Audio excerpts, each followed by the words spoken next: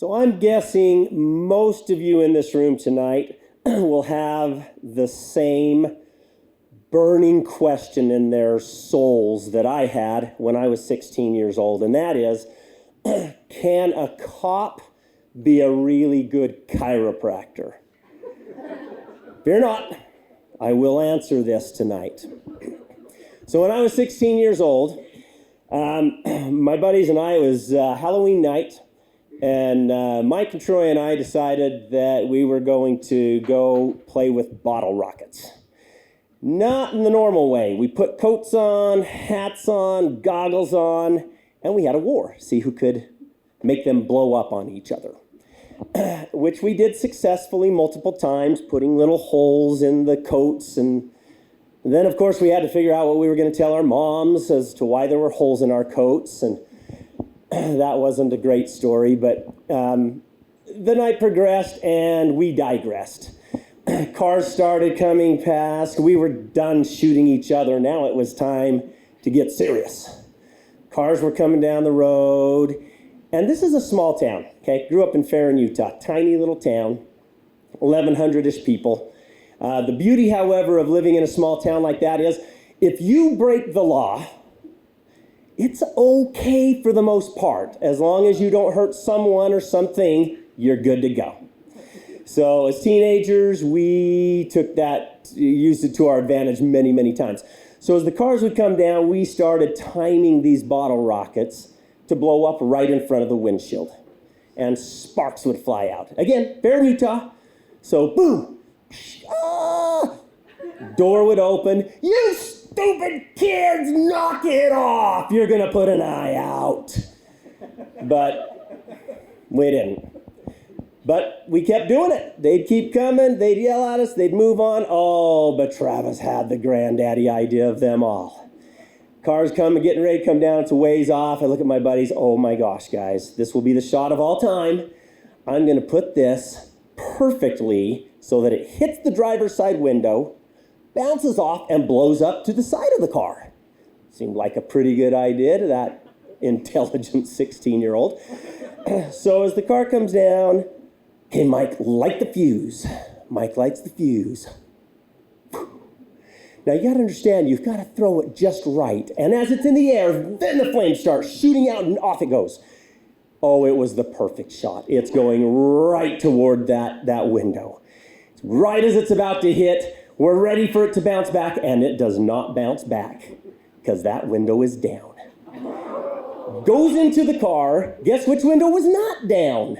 The passenger side window. Hits the window, bounces back, boom. Sparks in the car. Now, we think we're dead anyway, but oh, it's worse. Immediately, woo, cherries and berries going on.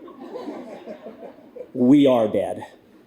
Because as we're standing there, door opens and Buzz Mead, the local fuzz, walks out of the car. Mike and Troy run. I'm up a tree faster than a monkey. Nobody's finding Travis. Hugging that big old branch, I'm invisible. Mike and Troy run out into the middle of the field and lay down. Now, that doesn't sound like that bad of an idea until you realize the field was the soccer field. They mow it. It's not, you're not hiding. I wonder if they can see me. So Buzz gets out. I'm up a tree. He literally walks under me as he walks straight out into the field. Mike and Troy, how you doing? Back of the hair, lifts them up, takes them back over by the car. As they're walking over, I can hear the whole way. Mike and Troy and I were three musketeers. We were always together. And Buzz knew that. He's walking over. Where's Leonhardt? We don't know what you're talking about. He's not here with us. Yeah, whatever. Where's Leonhardt? No, I swear, he's not here. So they get out. They're 20 feet away from me. And he's talking to him, and he's mad, but he doesn't want to arrest him because, didn't really hurt, just loud. And so, don't want to arrest you guys, but there has to be penalties. Troy, move on over, grab the ankles. Wait, what? No, grab the ankles. Like with my hands? Lean? Yeah. Okay. Guys, what are you looking at? You're better than that.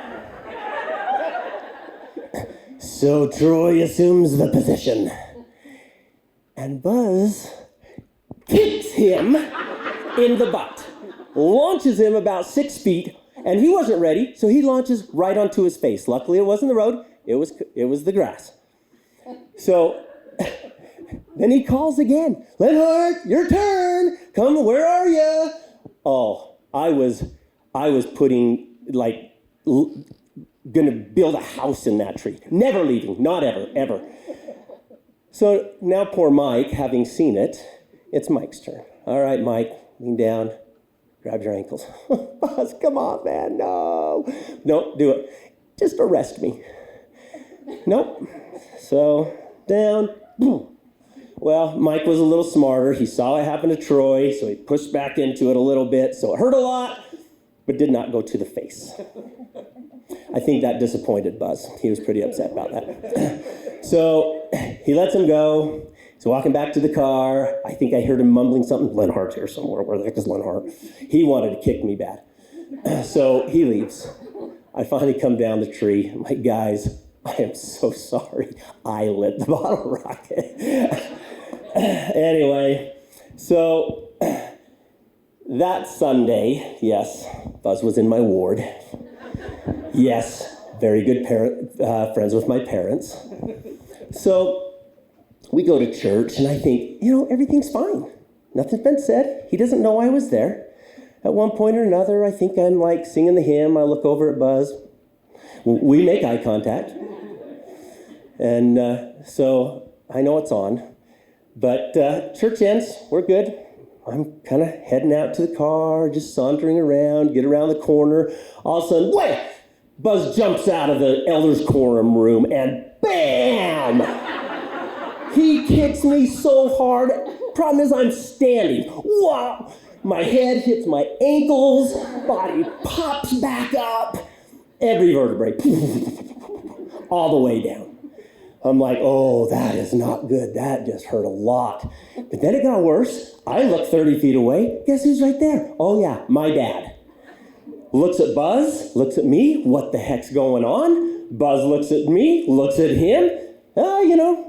Just a thing, between Travis and I. As far as I'm concerned, it's over. But if he wants to tell you, that's fine. I look at him, I look at my dad. No, just something we do, Dad. So I knew if he knew what had happened, it would have been so much worse when I got home than a kick from the cop. So let me just tell you, from the beginning of this story, I gave you the question. Well, here's your answer. A cop does not make a good chiropractor. But your dad, my dad, would be twice as bad.